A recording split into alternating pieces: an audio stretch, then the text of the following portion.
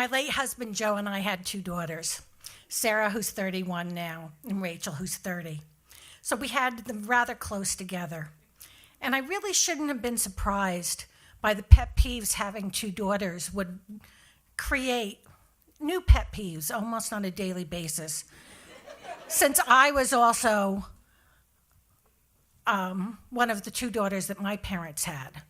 And you would have think living with that much estrogen, I would have been prepared for it, but you never are. There's nothing like the joy of getting used to living with a husband or a wife, as others have talked to.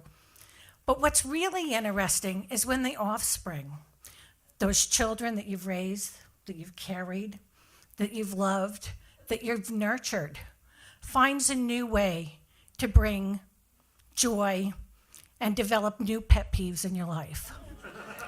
You haven't lived until you're sitting in the dance studio for what seems like the 459th million hour while they're there, and to have a little girl come out and say, "You know who Ricky Martin is?"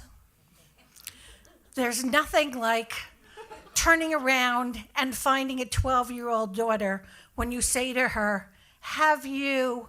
And she turns around and she goes, "Duh." Duh. I'm a college-educated woman, and a 12-year-old child who I have carried in my womb, who I have loved, who I've nurtured, who I have fed, looks at me and says, "Duh." I didn't think anything could be worse than that. And I was also amazed that the child lived to tell the tale. What was even more amazing to me is eventually that child, who had the nerve to look at me and say, "Duh," eventually brought a young man home. Well, that was kind of strange because my husband was the only male in our household, and he'd gotten really quite used to living with us. I graduated from being chastised about who I could, what pop star I could recognize, or that I wasn't smart enough to know the most basic of things. But my Sarah brings home a lovely young man named Paul. She's met him in college. He's a Pennsylvania boy, Western Pennsylvania. At the time, we're a New Jersey family. We're a very loud New Jersey family. Very loud New Jersey family. Paul's a very quiet Western Pennsylvania boy. Well, I'd lived through having 2 daughters, including the one who said, "Duh." So what could Paul do to me? I've discovered in the last year, because last April, my Sarah married her Paul. It was a lovely wedding. We were all happy, except for the mice in the hotel, but that's another story for another time. But I realized I have a new pet peeve.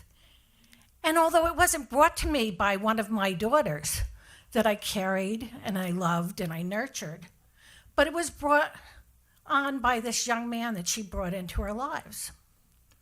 And I realized that Paul doesn't know what to call me. So he calls me nothing. I will be sitting alone in the room with very quiet Paul.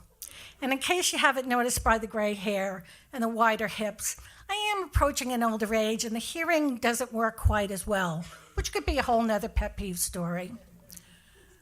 Paul very quietly will start talking. Well, I'm used to somebody saying, "Hey, Kath, Ma, hey, you, stupid." Paul just starts talking. And halfway through his paragraph, I realize he's talking to me.